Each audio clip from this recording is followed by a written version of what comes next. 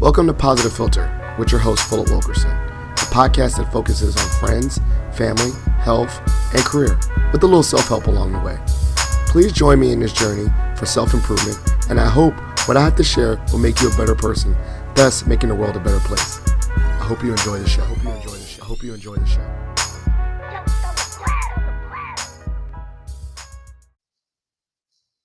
Hello, people of the world. It's Philip Wilkerson back with another episode of Positive Philter.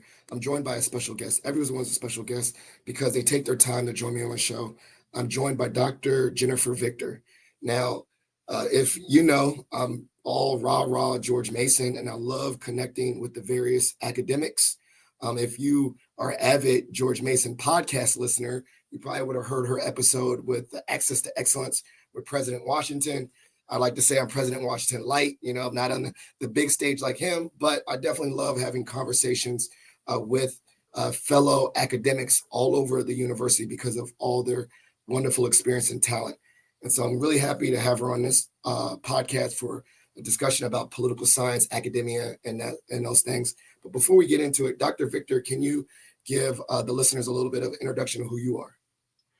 Great. Well, I feel really privileged to be asked to join your awesome podcast. Philip, this is really a treat to be here with you and to meet your audience this way. I'm associate professor of political science in the Schar School. I've been at Mason since 2012. Is that right? Oh my gosh. So that's 13 years. It goes fast. Before that, I was on the political science faculty at the University of Pittsburgh, where I was for 8 or 9 years. And my area of expertise is in American politics. I mostly have written on the U.S. Congress, campaign finance, interest groups, political parties, lobbying, things kind of all in that realm. My first book is a co-authored book about 10 years ago that focused on legislative member organizations, which are these like clubs on Capitol Hill that members of Congress join. It's co-authored with Niels Ringe, who's a specialist in the European Parliament. So lots of legislatures around the world have these club-like organizations that their members join. And so that book explored using those informal institutions to create networks among legislators in the US, in the EP, elsewhere around the world. Then my area of methodological interest is in networks. And so I do a lot of sort of a mishmash of statistics and sociology and computer science. And it's a way of applying some formal or mathematical models to understanding how relationships work. And so I've been, for the last number of years, applying various social network and analytical tools to questions of politics, particularly related to the US Congress. So right now I'm in the middle of writing a book about how we can understand political capital as a form of byproduct of networks that occur on Capitol Hill. So I look at campaign finance connections and caucuses and committees and all of these ways that members of Congress are connected with one another, and use that to help us understand how people get powerful or get into positions of power or influence or formal and informal and all this stuff. So that's kind of where my research lies and where some of my research interests lies. I also do a fair amount of sort of public-facing political science work, sort of explainers on what's going on in the world or what's going on in the world of US politics to lay audiences. So I've done a fair amount of blogging and podcasting and sort of news analysis of the nonpartisan variety for a bunch of different outlets, both here and abroad. Where I'll try to sort of explain what's going on using sort of basic political science to sort of give us an understanding of why things happen in the world the way that they do. Because a lot of it is really puzzling. And you know, there's a lot of punditry out there that puts particular kind of like spin on things. When I really find it personally comforting, or like my happy place is to use sort of a scientific lens. Like, what do we know about how things happened in the past, or what we know about how theories work, or what the data tell us, and how we understand why things happen the way they do. So I do a fair amount of that. The other couple of sort of semi-professional hats that I wear is for about 10 years, I've been on the board of directors of a nonprofit nonpartisan organization called Open Secrets, which is, and their website is opensecrets.org. It's basically a DC-based organization that believes in transparency in government. So they mostly focus on campaign finance, but also lobbying and other things at both the federal and state levels to try to shed light, so to speak, on what goes on in that world as a mechanism of accountability for people in elected office. So that's just an organization that I've done, given some support to over the years, that I sort of believe in their cause generally. And then on campus, I play a number of different roles, I guess. So right now, I'm currently the faculty director for the first year learning community at Mason in the Schar school that's known as Democracy Lab. So this is like, depending on the year, 50 to 70 freshman students who all live in the same dormitory, and I do sort of academic programming for them in the politics and government realm. And some of it is fun stuff like field trips, and some of it is more academic stuff. But it's just a great way to get connected with a really energetic group of students that I share interests with. So I've enjoyed that. But this is my last year as the Dem Lab director, so I'll be stepping down from that at the end of this semester. And I can talk about other stuff, but that's my quick intro. That gives you a little bit of background. I mean, that's a lot of hats you're wearing. I was about to ask one quick question. Does a lot of people in your realm have to have those many hats to be involved in politics? Like, actually had to be a practitioner as well as a researcher? And I was going to ask, like, did you come before the academic world?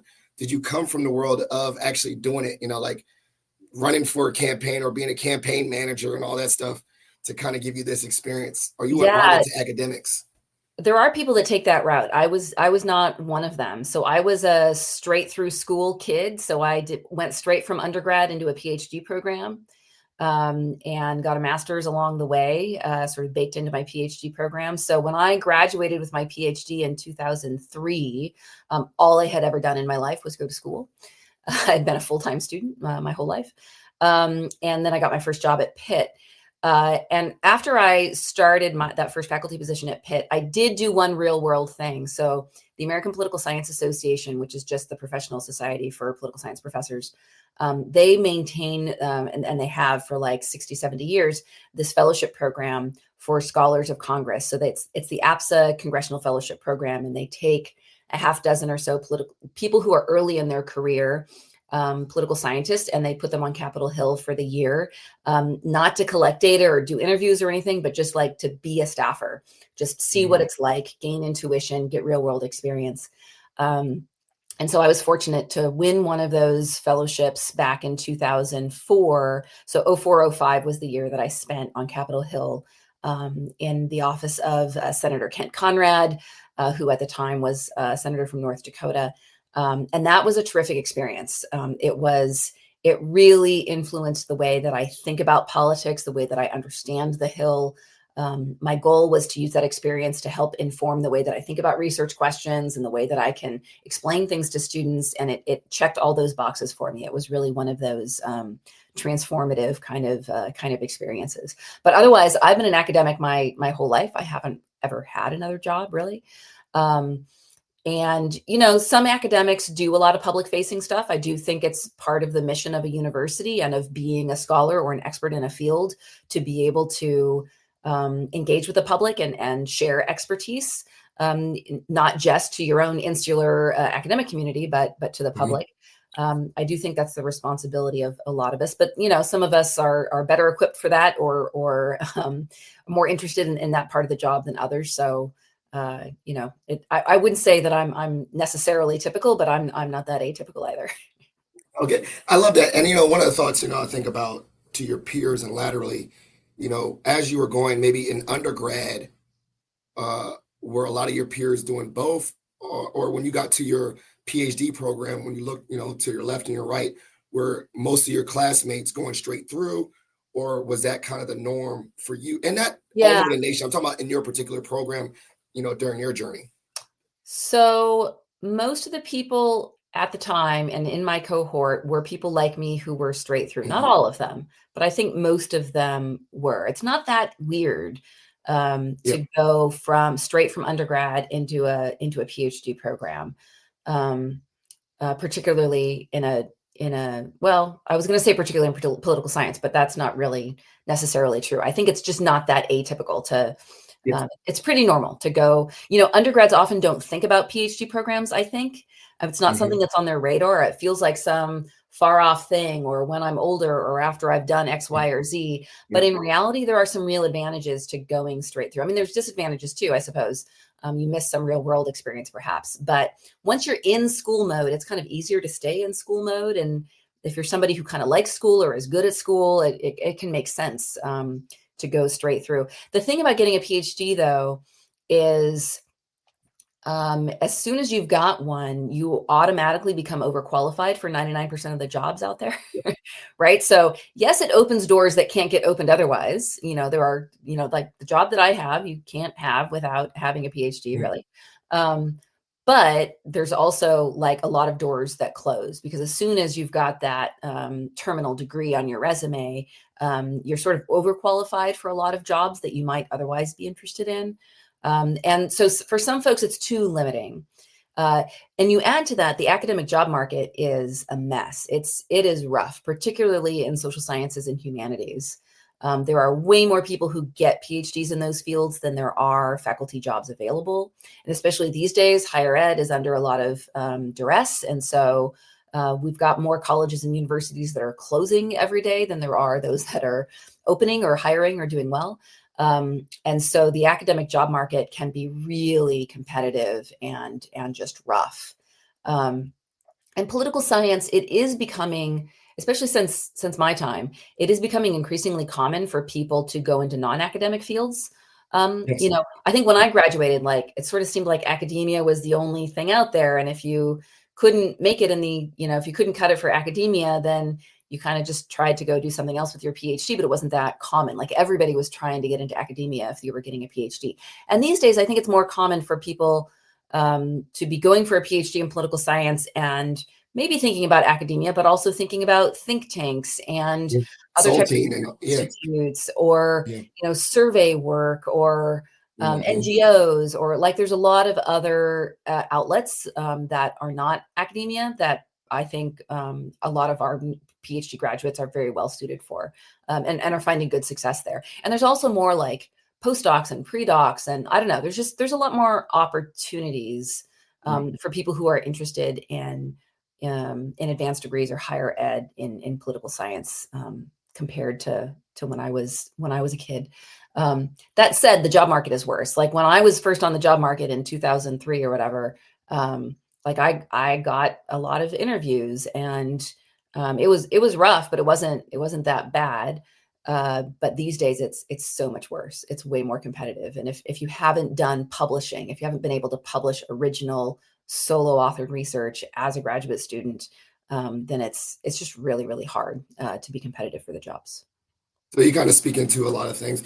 I think one thing I wanted to touch upon, and I think, and it might be a pivot, is a lot of your focus is on, like you said, networks. And I'm nerding out because I didn't know that was I need to talk to you about social capital and all that. Now, social capital somewhat is an abstract, right? We can't really touch it, right? But you're using it to measure political capital.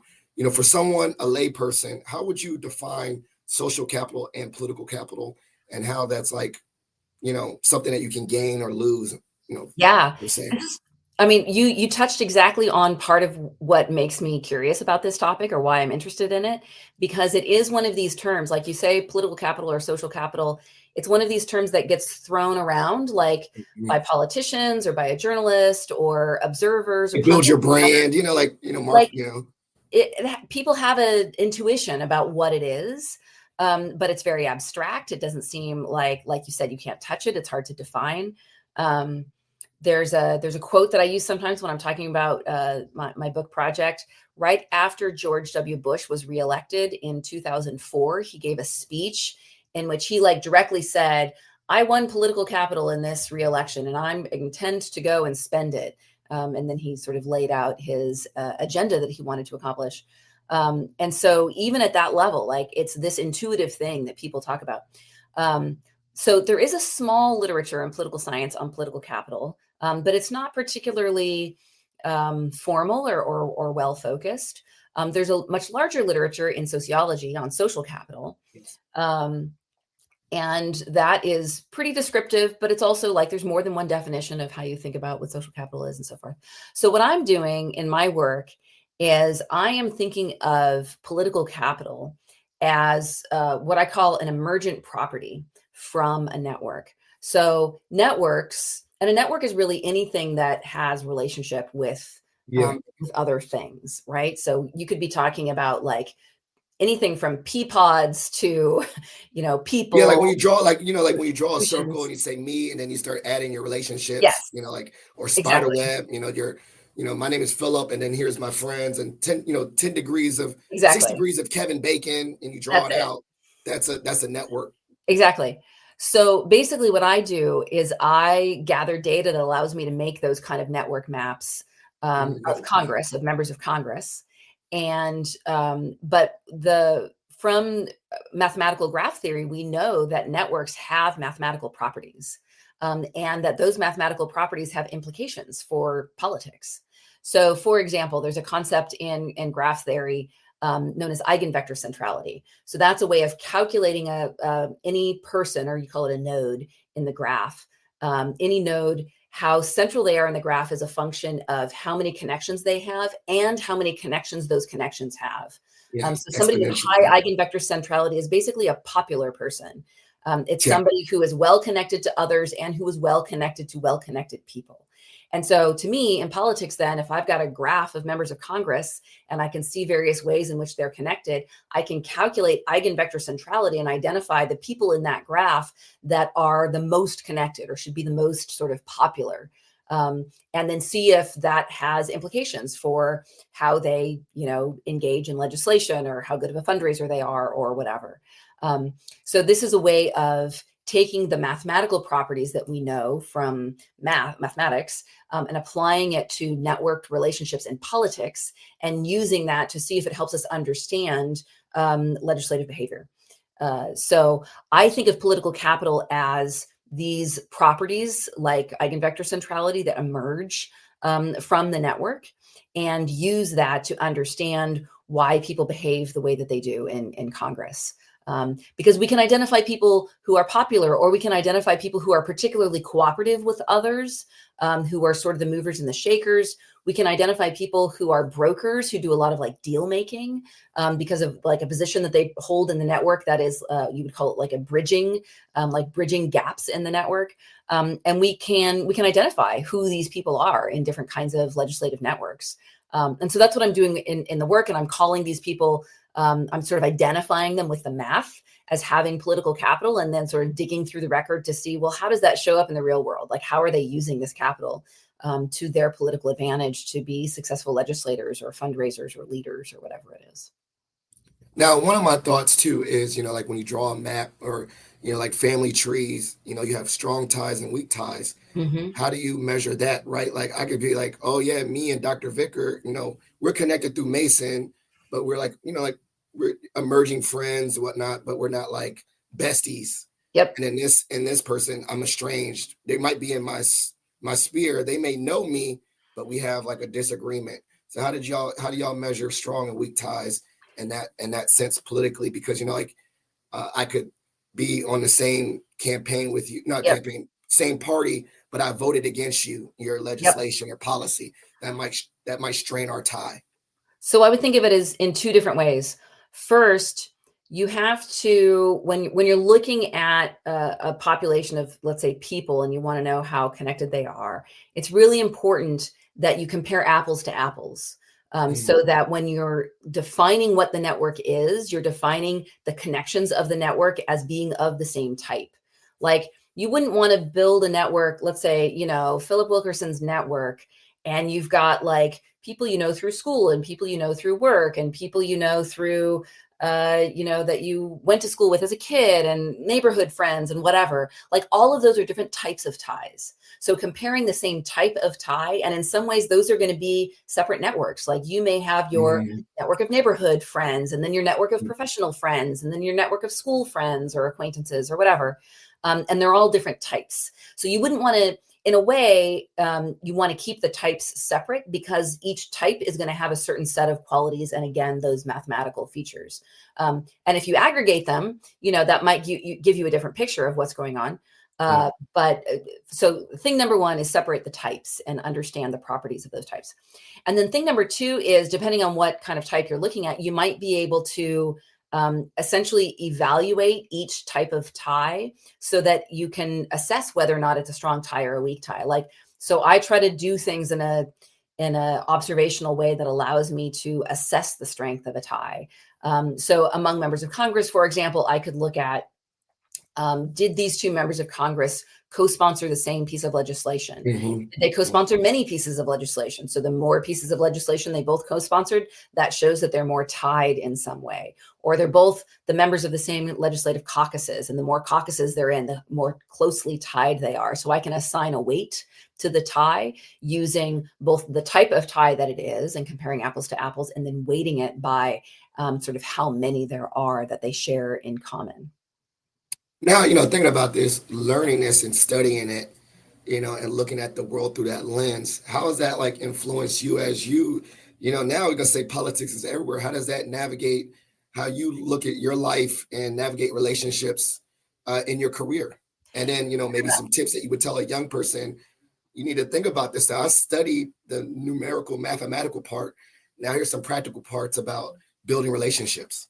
Yeah, it's interesting because in a way, on the data side of things, thinking about things in a relational form can be a little bit foreign, unnerving. Like anybody who's ever taken math or stats or data analytic type courses, you are trained to think about data in like rectangles. It's like rows and columns and observations and variables, and they're all rectangles. Like they're all built-in matrices. But when you want to think about data in terms of relationships, that basic rectangular form doesn't work that well, because now you need to show how the rows are connected to one another through all these different ways. And so you have to train your brain to, get a new map in your head, a new sort of mental visualization of how things work and the types of analytical tools you can use. But once you learn those, and your brain sort of starts to develop some intuition about it. Like I'm at a point now where, like you said, like everything is networks, everything is politics, everything is networks. Like I see connections everywhere I go, and I'm sort of constantly like updating my own mental maps about how things Yeah. are related.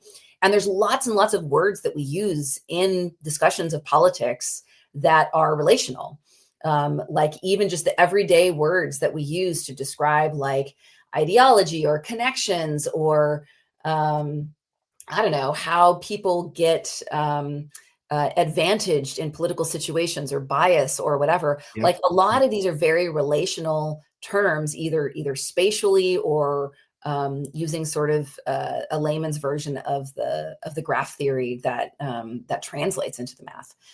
So once you see it, you can't unsee it.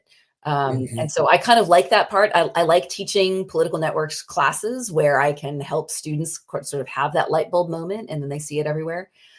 Because politics is naturally very relational. Like there's a whole subfield in political science that's literally called international relations. Like it's right there in the Yeah, title. relations. Yeah. Like it's how things are related to one another.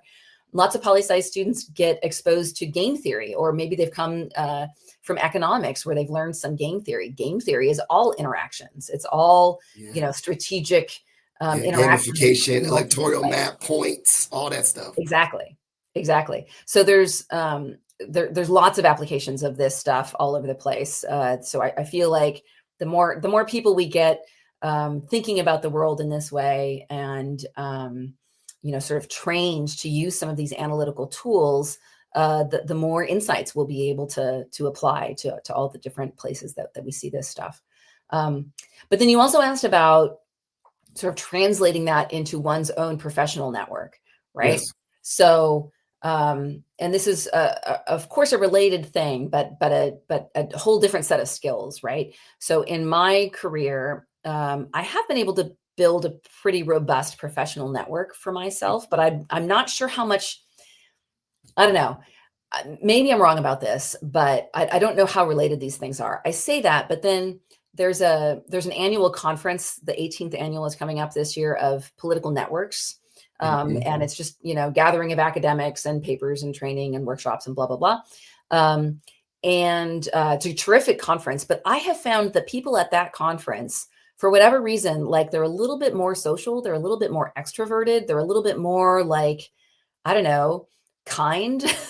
Like there's a lot of subsets of academia where you get into like ego battles and like it's about competition. And in this particular subfield, I don't know, it's very cooperative, it's very collaborative. And so there is something about people who think about the world in networks and how that translates into how we interact with one another that appeals to me. I certainly find it a nice way to interact with others. But it also helps me to expand my professional network.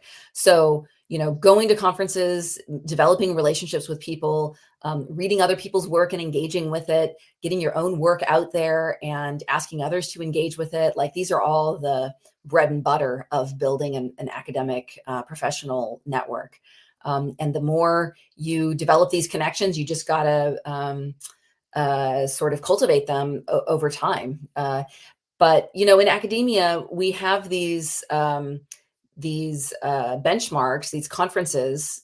Some big national conferences, little regional conferences, special topics, whatever. But these are some of the best places to go and really hone your skills in engaging with people and talking with one another about work and finding points of connection, points of commonality between what you're doing and what somebody else is doing, and helping others advance their own work. And that experience of both being a mentee and becoming a mentor is really critical to how all of that has really worked really well for me over the years. While you were talking, I had another question, and then you talked about mentorship. So I think I'm gonna do a switch. Have you noticed that having someone of a greater stature, we call about mentorship or sponsorship, really is integral in that relationship mapping? Because I'm thinking now about access that you're starting to build your network, and then you get a big, like I call them the big circle, right? The person with their extension, that's really important. So can you talk about one, the importance in your study of seeing sponsorship and mentorship elevating that network for some people? And then the second part is, who's been that person for you to help you, guide you, be a mentor in your, political science academic world? Yeah, no, mentorship is so important. I noticed a couple of years ago, and COVID kind of disrupted the whole political networks conference thing for a while. But before that, we were sort of noticing that some of the more senior people in the field weren't coming to the conference as much. And like the junior people and the grad students were coming, but we didn't have as many senior people that were there. And you could really feel it at the conference. Like it lost something in terms of its, I don't know, cachet or the ability, like just The energy, just straight up, the energy is energy different. changes and just like the quality of what's going on and what feedback is getting exchanged and what people are bringing to the table just wasn't quite there when there weren't as many senior people. And then versus years where we've had a good distribution of, senior to junior, when you've got that nice spread across all the levels, that's where the magic happens. That's where you find the emergent properties, where people at all ends are really taking away something from it. So having those central node people in the room and at the events is really important for a successful, making it successful for the junior people, and making events successful and so forth. So, In my and career, real quick, you call them yeah, central node. That means yeah, like the bigger circles, right? Central node people. yep, yeah, exactly. Um, And in my subfield, both in legislative politics and in the more technical side and political methodology, these are both really male-dominated subfields in political science. And so I have been connected over the years with a number of different efforts or organizations that aim to help advance and connect people who are from underrepresented populations in those subfields. So I've been particularly connected with ones that are focused on women in these subfields. And those have been terrific opportunities through some of those. So there's one called There's one for a while called VIM, Visions and Methodology, that had a whole infrastructure and conference. And there was another one that's going now called Women in Legislative Studies, that's more focused on various types of legislative politics and scholarship. But these venues tend to be really collaborative.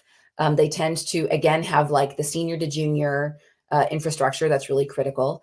And so I've developed really great relationships with people like Elizabeth Gerber, who's a senior faculty member at the University of Michigan, Jan Bach-Steffensmeyer, who's at Ohio State, David Lazar, who's at Northeastern, and just a number of people throughout my career who are really senior people that have been encouraging. And, they'll read my work. Or another person that comes to mind is Scott Adler over at UC Boulder in Colorado.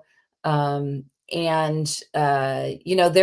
willing to put some effort into mentoring younger people and reading their work and helping them to get their things published and out there.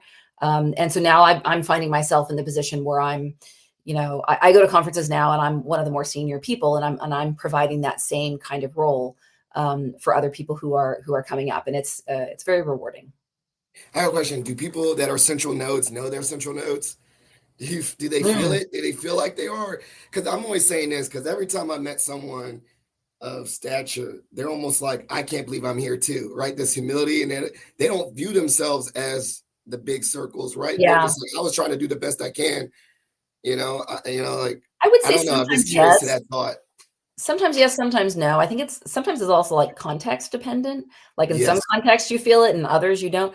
Because Yeah. I mean, even at like high levels of academia, like imposter syndrome is real. Like even people who have achieved a lot in their careers, who are well published and received awards and promoted to positions and so on and so forth, will often, like, anybody can be struck by I'm not good enough, I haven't achieved enough, I'm not smart enough to do this thing, or I don't know. That's maybe that sense of I'm an imposter in this space. How can I, why am I pretending to be here or whatever?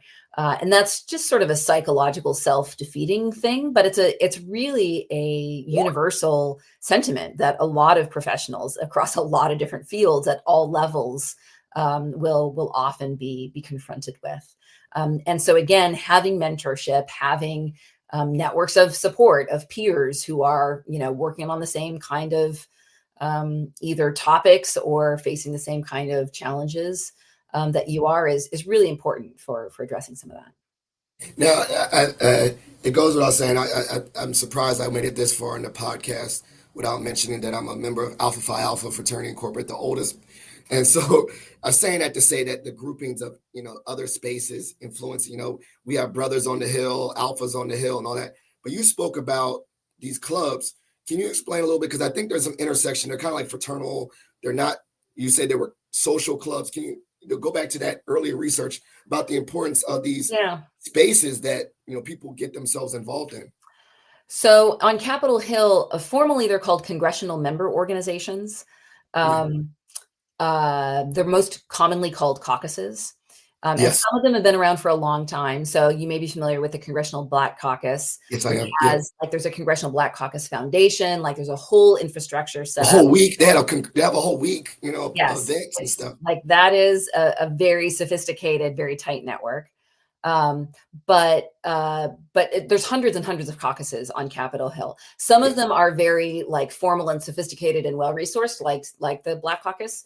Like there's for whatever reason, some of the disease caucuses are really big. So there's a Parkinson's caucus and an Alzheimer's caucus, diabetes caucus that are really big. I think the healthcare lobbyists are good at helping to keep those things going. And some of them are not very sophisticated at all. They maybe just have a few members. Like there's a beer wholesalers caucus, and there's a caucus on Ethiopian Jewry. And like, there's just, think of a policy area or a region of the world or a constituency in the country, and there's probably a caucus for it. Basically like a RSO, like a registered student org, but for the government. Basically. You got the big, Black Student Alliance, and then you got the Pokemon Club, like different levels. Exactly. It's exactly the same way on Capitol Hill. The ones that are really well formed are those that often have organizations outside of Congress that support them in some way, that help keep the engines running and help with member recruitment, or they host events, or they'll provide lunch at a meeting or whatever. Those types of groups tend to have a lot of momentum. A lot of the caucuses, though, are really bipartisan. And they really value their bipartisan nature. So a lot of them will have a Republican and a Democratic co-chair. And if one or the other of the co-chairs like leaves or retires or is no longer leading it, and so they only have one, like the caucus will sort of pause, and they will like not register until they are able to fill that vacancy so that they can maintain that sense of bipartisanship. That has been true for a long time. As Congress gets more and more polarized on partisan lines, I was literally I about to keep ask that. expecting that aspect of it to go away. But so far it hasn't. So far, members really value having sort of more casual spaces that can be just about, access to policy expertise or particular constituency groups or whatever, that are just about the bipartisan, sort of outside of the formal party organizations kind of settings, is an institutional feature that a lot of members of Congress really appreciate. Yeah, I was about to ask, like, have you seen in recent times with the, polarization, that these groups are not as strong as they were, or like events are not occurring at the same time? Like, I know there was like, isn't there like a baseball game for senators and stuff? Have Yep. you noticed that these activities to kind of, I guess, put that political identity to the side and collaborate or meet together is kind of I hurting mean, right now, or a lot strained? of it still happens, surprisingly. Um, I mean, we have seen a bit of a decrease, like if you compare to like the 70s or the 80s or something like that, or Mhm. even the 90s, maybe, like there has been a decline of that type of activity. But all in all, like it definitely still happens. Like they still do the baseball game stuff. They're like the increase in caucuses over the years has Okay. mostly been in bipartisan caucuses, not in the Yes. solo party caucuses. We have this sense that Congress is dysfunctional and the polarization creates gridlock and all of this, and that is not wrong. But at the same time, there is still a whole lot of cooperative behavior that happens on Capitol Hill, even amidst what the media tends to show us about how sort of vitriolic things are. A lot of that is performative, and it's about maintaining some type of party network that's important. But sort of behind the scenes and the day-to-day stuff that members are doing and care about, there really still is quite a bit of both cooperative and cross-partisan activity that goes on. Now, my question is, do certain caucuses, I'm in a counseling program. I was in a counseling program, and we would have like, like AA and all that. They would have groups that say like, okay, what we say here stays here, and they kind Mhm. of set a culture rules, like, if someone's talking, you don't talk, or Yeah. like we listen and don't judge. Do you think there's rules to these caucuses that make them collaborative? A few of them have rules like that, but not very many. And the ones that do have rules like the ones you're describing tend to be the partisan caucuses. So I mean, the Blue Dogs have kind of died out, but the Blue Dogs had really strict rules for a while. Like, really strict membership and attendance rules, and um, I don't know, just all sorts of rules about behavior and what went on. The Republican Study Committee is another one that has had pretty strict rules over the years about who gets involved and how you participate and how frequently and so forth. But for the most part, if you're talking about just caucuses on the Hill, most of them are very cash. Most of them are, if they're having meetings, the members of Congress themselves are not the ones that often will come to the meetings. They send the staffers or the interns, or it's like the lobbyists who are coming in and using the caucus as a venue, as a way to reach different offices at once. Um, and that very casual nature to them, in my mind, gives them an institutional advantage because it creates a sense of flexibility and it creates a sort of resilience across the network because they tend to be not very well structured or not very firmly structured. So if you're looking for structure in relationship networks in Congress, like you've got the parties, you've got the committees, like there's a lot of rules that go on that structure a lot of the way that people interact. But the caucuses are a space where there aren't so many rules, and there is a lot of things that can go on kind of under the radar in a way that I think can be really helpful. So I have a paper that was recently published that shows that the way that members are connected through all of these bipartisan caucuses actually does facilitate some bipartisan cooperation. So I show that the more connected, like if you are a Republican and I'm a Democrat, the more connected we are, cross-partisans are through caucuses, the more likely we are to vote the same way on roll calls. And it's not a lot. It's like a few roll calls a year. It's not enough to overcome partisan polarization. But there is sort of a real effect of cooperation that comes from these things.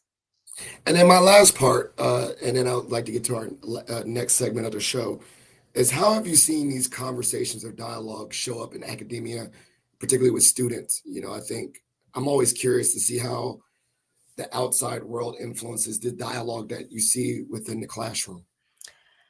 Mason And students maybe, and to that point too, like in a similar fashion of caucuses, maybe they're like, they might be in the same RSOs or something, like they got different identities there that outside the classroom that may make them cooler. And, I don't know. Yeah. I mean, my main experience with students isn't in the classroom. And so that's a particular like combination of sets of students. But Mason students are awesome. They, come from diverse backgrounds. They come with all different kinds of perspective and life experience and world experience. And all of that makes them really great students of political science because they are coming at it from these various contexts, and you put them in the classroom where they listen to one another about the different contexts that they're coming from. And it just makes from my perspective, a very rewarding and rich classroom experience. It also makes for a very curious student population, right? So students are coming to the classroom with all kinds of questions, rightfully so, about what's going on in the world and why things are happening. And sometimes with strong opinions about things. But honestly, in political science classrooms, it's not, political science is not debate club. It's not like a place to go and convince people that your policy preference is right. Like, that's not what we do. Like, it's a place to be curious about why things happen and to apply social science theories and tools and data to help us understand why things happen. And so even when students are coming into the classroom with really well-formed opinions about things, I don't tend to find that gets in the way of what we do in terms of answering questions about how the world works using social scientific tools. Like I don't need to know what your opinion is on any matter of the day in order to teach you how to engage in causal reasoning with a political science question, right? So I don't care what students' opinions are. I don't seek them out. I mean, they can share them if they want to, but it's like not relevant to what we do in a way, because nobody's coming to the classroom to try to convince somebody else that one thing is, one attitude or policy position or whatever is correct and another is wrong, in the way that they do kind of in the punditry world. Excellent. So we're going to the last part of the show called Shot for Shot. You get to ask a random question. I get to ask a random question. You will go first, I go first. You go first because I don't know what I'm doing. Okay. So, obviously you have this expertise, and sometimes you just want to turn it off, but it still comes back. So, what other aspect, or, like a hobby, sports, maybe, trash TV, are you trying to really enjoy it, but then your political hat comes on?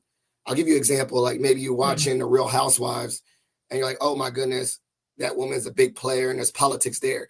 So is there an example like that in your life where you're trying to turn that off, but it still comes in and you're looking All at the it from a time. political lens?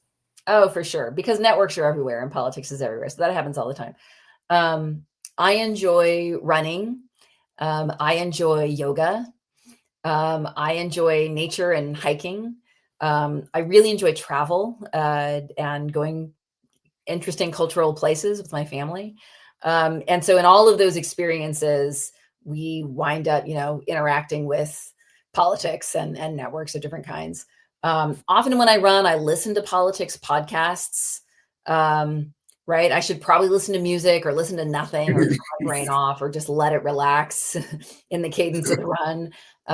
But I don't because I don't know. It's what I do to keep my mind focused, I guess. Um, and I don't know. I can think of lots of examples, but yeah, for sure. I got another question, and then you can ask me yours. So I'm running for the unofficial mayor of Mason, unofficial. What would I need to say to get your vote if I was running? How does this election work? I have a lot of questions about election I don't know. integrity Well, see, here. the thing is, I say I want to be the official, and I want someone to challenge me, and then we would have like a runoff.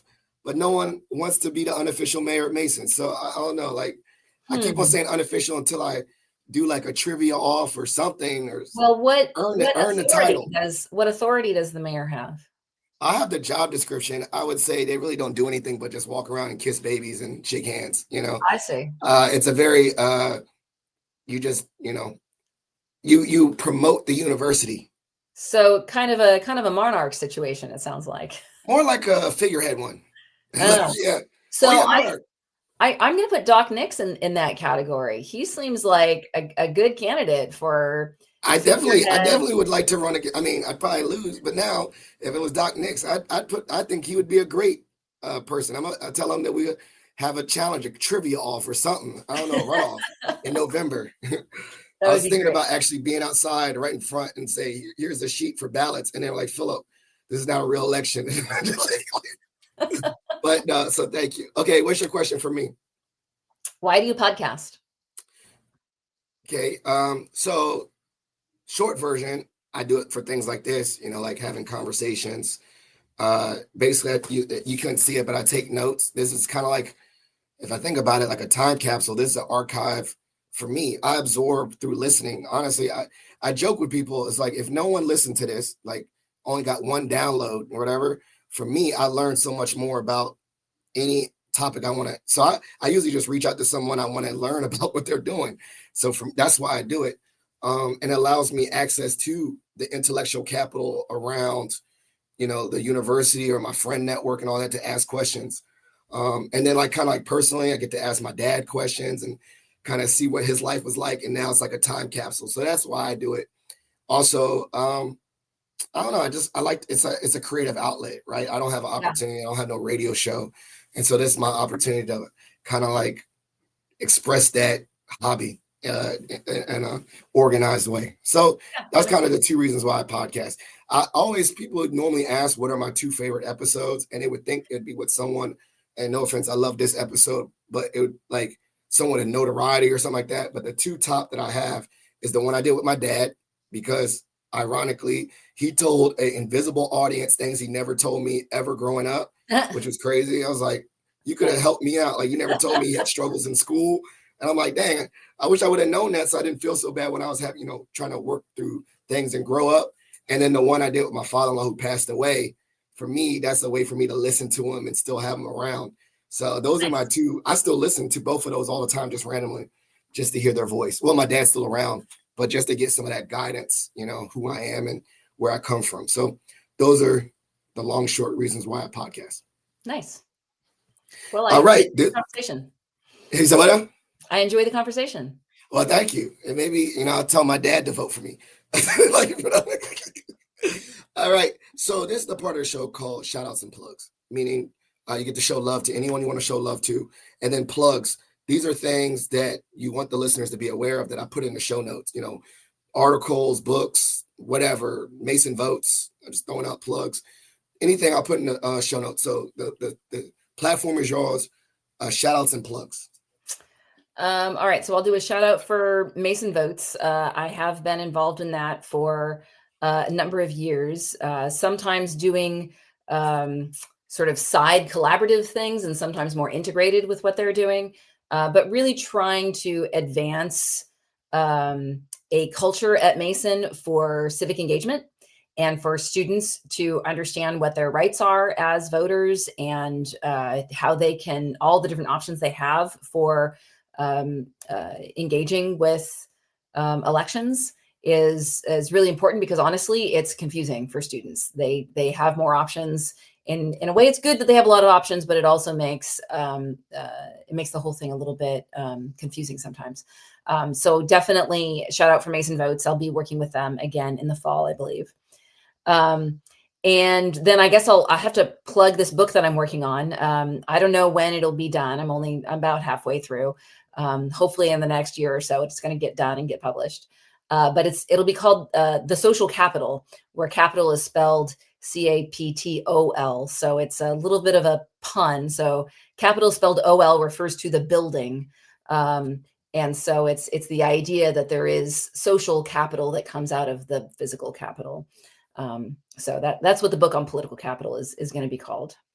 Well, I would be very interested to learn because I think social capital is a topic I am starting to think about. Like, and I had to follow up with you about the strength because I think that I want to see how these social capital works within my fraternity because I'm starting to see that concept in different spaces that you've talked about, and I think that's great that that's a study. And I need to look at some of your previous research now. I'll nerd out a little bit on that.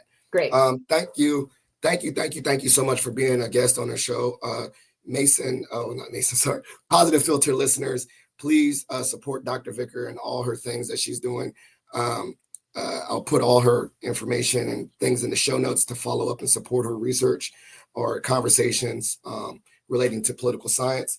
If you're a member of the Mason Nation, please consider submitting a Pats for Patriots to show kindness to someone here at George Mason.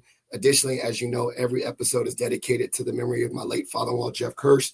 So please consider donating to the Jeff Kirsch Anti-Hunger Fund for all the work he did fighting food insecurity in his career. This is a great episode. Like, subscribe, give it a view, whatever you're listening, share it with a friend. But thank you so much for listening. Thank you for listening to Positive Philter, a podcast that focuses on family, friends, career, with a little self-help along the way. If you enjoyed this podcast, please share it with your family and friends, and like the Facebook page, Spreading Positivity of Movement. Thanks for listening.